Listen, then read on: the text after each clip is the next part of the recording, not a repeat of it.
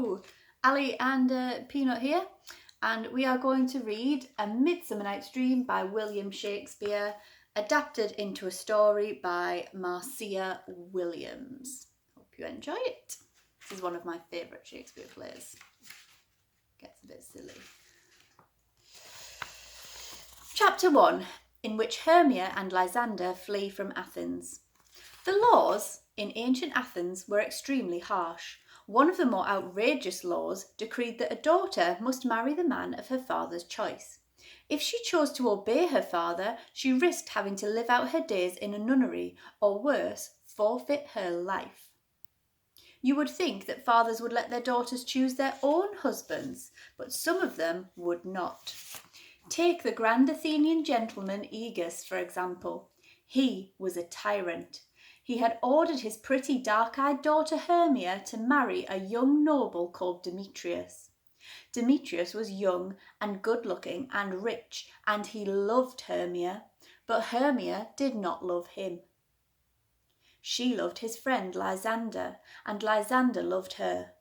The trouble was that Hermia's best friend Helena, who was as tall and ungainly as Hermia was small and dainty, adored Demetrius with an all-consuming passion. As a result of all of this, not one of them was happy.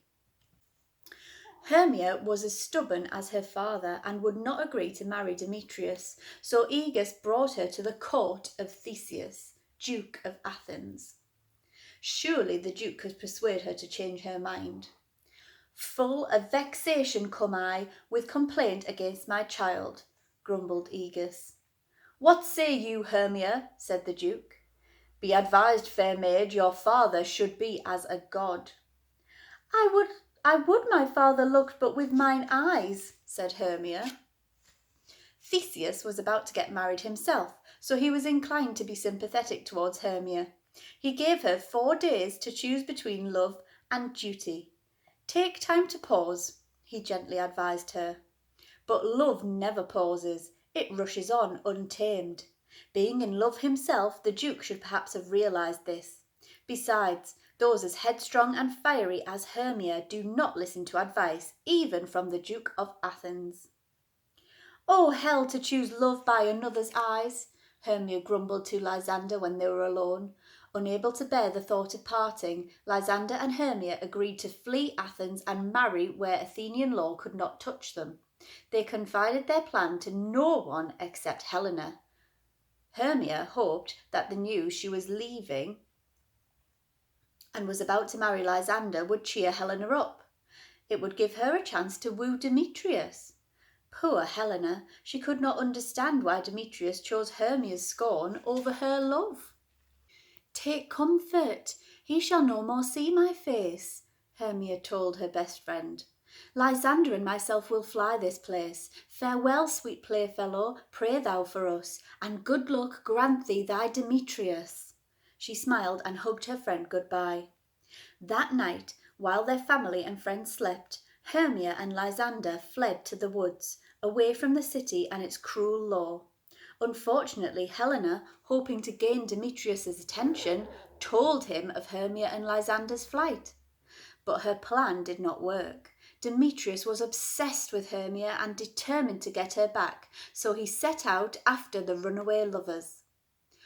All the lovelorn Helena could do was follow Demetrius, declaring her love every second of the way.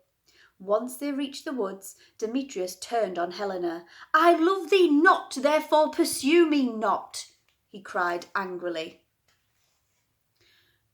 She still dogged his footsteps, so again he turned on her. I tell you I do not, nor I cannot love you. And even for that do I love you the more, sniffed Helena. I am your spaniel. Try as he might, Demetrius could not shake her off. So the pair continued deeper and deeper into the woods, searching along every path for Lysander and Hermia. Chapter 2, in which we meet the players and the fairies. Demetrius and Helena were so involved with their search that they did not notice they were not the only ones in the wood that night. In one glade, 6 Athenian workmen were secretly rehearsing a play for the Duke of Athens, Theseus, wedding to Hippolyta. If their play was chosen, they would be richly rewarded, so they took their rehearsal very seriously and were eager to entertain. Most eager of all was Bottom, the weaver, who thought he should play every part. "Let me play Thisbe," he lisped. "I'll speak in a monstrous little voice." "Let me play the lion too," he roared. "I will roar that I will do any man's heart good to hear me." However, Peter Quince, who was directing the play, would only allow Bottom to play the lover, Pyramus. He made sure everyone got a part. He even had actors playing moonshine and a wall. In another glade hid stranger folk than these, for the wood was the fairy kingdom of King Oberon and Queen Titania, and their fairies, sprites, goblins and elves. The king and queen had recently quarrelled over a changeling boy that Queen Titania had stolen. King Oberon wanted to have the boy for himself, but Titania would not let him go. So when Oberon came across his queen and her fairies that night, he was not pleased. "Ill met by moonlight, proud Titania," he grumbled darkly. "What, jealous Oberon?" returned Titania. "Fairies, skip hence. I have forsworn his bed and his company." Oberon decided to play a trick on Titania. He sent his naughty sprite Puck to find a plant called Love in Idleness. If you put its juice on someone's eyes as they slept, they would love the first creature they saw upon waking. Puck's eyes glinted with delight. There was nothing he loved more than tricks and trouble. "I'll put a girdle round the earth in 40 minutes, he cried as he vanished into the night to find the flower. Chapter 3, in which Puck makes a crucial error. Now, as it happened, Demetrius and Helena passed close to where Oberon sat waiting for Puck's return. Oberon could not help overhearing what passed between the pair. "I am sick when I do look on thee," Demetrius shouted at Helena. "And I am sick when I look not on you," she sniffed. Then off they went again, Demetrius chasing Hermia and Helena chasing Demetrius. Oberon was touched by Helena's devotion, which was so unlike his own queen's, and he decided that she should have Demetrius. So when Puck returned, Oberon told him to wait until the couple slept and then anoint Demetrius's eyelids with the juice of the magic plant. Demetrius would then wake to see Helena and love her for evermore. "Thou shalt know the man by the Athenian garments he hath on," Oberon said. "Fear not, my lord, your servant shall do so," cried Puck, vanishing in an instant. Meanwhile, Oberon had his own plan. He set out in search of his sleeping queen. When he found her, he squeezed the flower's magic juice upon her eyelids. "What thou seest when thou doth wake, do it for thy true love take, be it ounce or cat or bear, wake when some vile thing is near," he whispered in Titania's ear. Then he vanished into the shadows to wait and watch. Puck was also busy anointing a pair of eyes with the flower's juice. "Weeds of Athens doth he wear, this is he, my master said," he mused. Only unfortunately it was the wrong he. Puck had mistaken Lysander for Demetrius, and he had put the flower's juice on his eyes as he lay close to Hermia. And then, as luck would have it, Helena, still in pursuit of Demetrius, tripped over Lysander in the dark and woke him. So Lysander instantly forgot his love for Hermia and fell in love with Helena instead. "Not Hermia, but Helena do I love," he cried. "Do not say so," exclaimed Helena. "Wherefore was I to this keen mockery born?" Shocked and confused by Lysander's unexpected declaration of love, Helena ran off. Lysander followed close on her heels, crying, "To honour Helen and to be her knight." Thus poor Hermia woke alone. "Lysander, alack, where are you? I swoon almost with fear," she cried, terrified. She set out in search of her beloved Lysander. Chapter 4, in which both passions and tempers flare. All this while Titania slept on, unaware that the troop of Athenians, led by Bottom and Peter Quince, had chosen to rehearse their play in a nearby glade. "Speak, Pyramus! Thisbe, stand forth!" Peter Quince ordered his actors. It was the perfect opportunity for Puck to play one of his tricks, for Titania's eyelids still glistened with the magic juice, and he wanted to make sure she fell in love with something truly vile when she awoke. So he cast a spell on Bottom the weaver. Suddenly, in the middle of the play, Bottom came out from behind a bush with his head turned into a hairy donkey's head. "Oh, monstrous!" shouted Peter Quince. "Oh, strange! We are haunted! Pray, masters, fly!" The other actors fled in fright. Puck guided Bottom by magic to the sleeping Titania's side.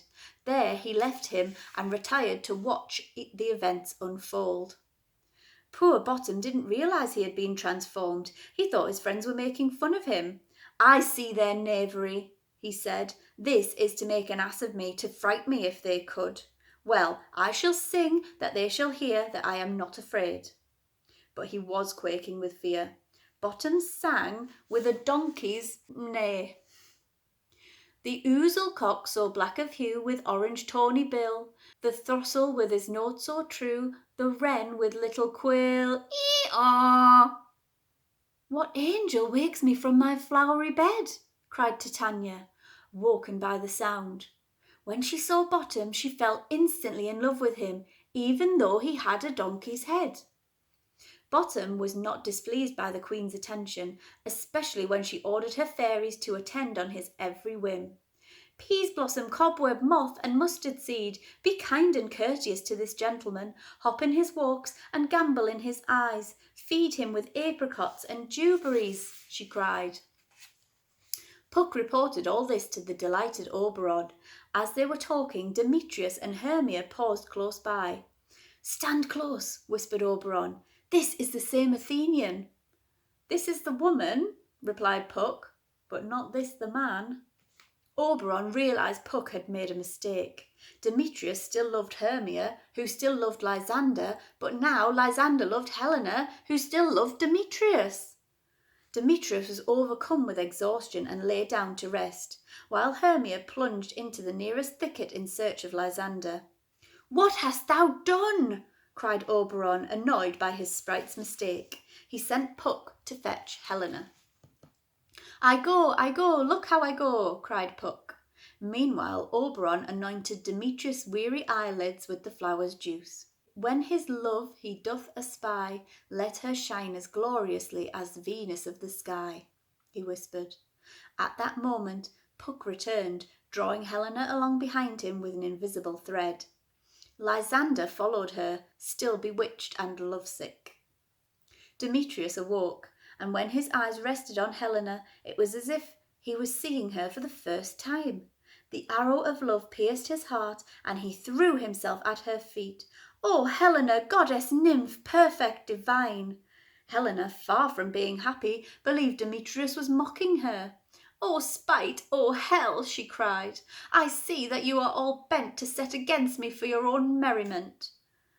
When Hermia arrived on this scene, she quickly understood that both Lysander and Demetrius now loved Helena. Hermia was beside herself with anger and screamed abuse at her friend. "Oh me, you juggler, you canker blossom, you thief of love!" "You puppet, you!" retaliated Helena.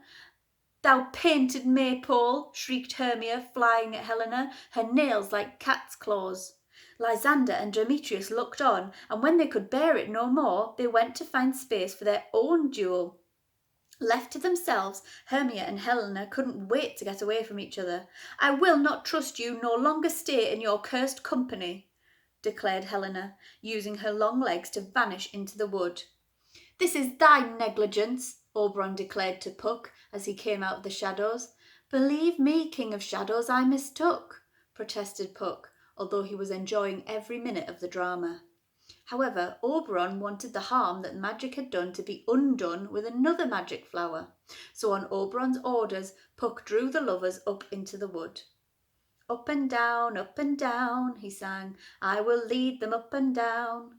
Puck led them this way and that way, through bush and briar, They could hear each other, but they could not see each other. At last, thoroughly confused and exhausted, they fell asleep, all within the same glade. Puck was delighted with his work. As Puck squeezed the flower's juice on Lysander's eyes, he sang, "When thou wakest, thou takes true delight in the sight of thy former lady's eye. Jack shall have Jill, and naught shall go ill." With these words, Puck left the sleeping lovers and vanished to watch what would happen as they awoke. For once, Puck had not caused more mischief. Hermia woke to Lysander's love, and Helena to Demetrius's, and all anger was forgotten, and these young Athenians were reunited in both friendship and love. Meanwhile, in another part of the wood, Bottom lay sleeping in Titania's loving arms. Oberon looked down at them with amusement, and then put an antidote on Titania's eyelids. "See as thou want to see," he whispered. Then he woke Titania. She was mortified that Oberon had found her with a snoring donkey in her arms.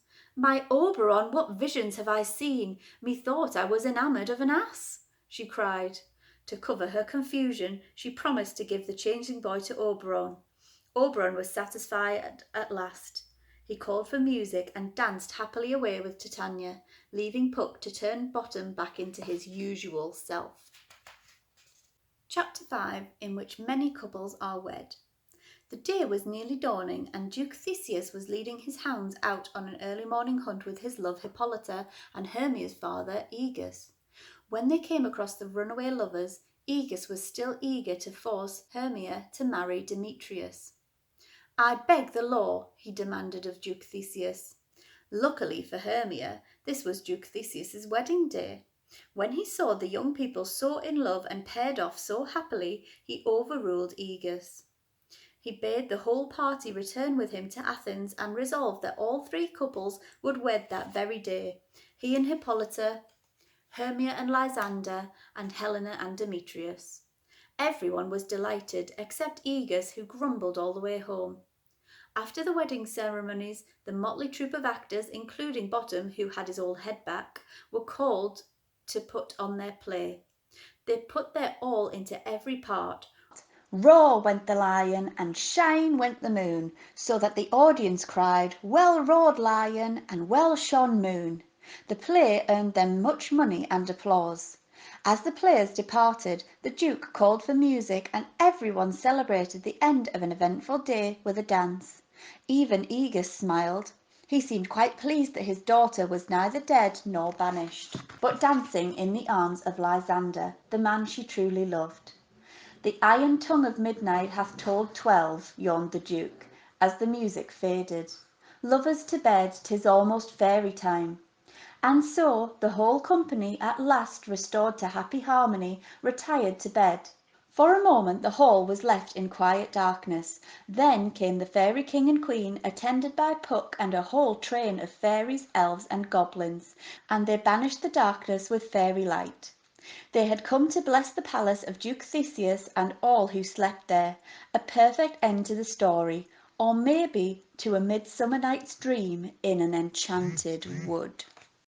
I hope you enjoyed that modern version of a Shakespeare play. Now what I'm going to do is I'm going to go through the book and I'm going to put some phrases on the end of this video for you to look up and see, can you translate them or can you find out what they mean in modern day language, not just Shakespearean language. Have fun, have a go.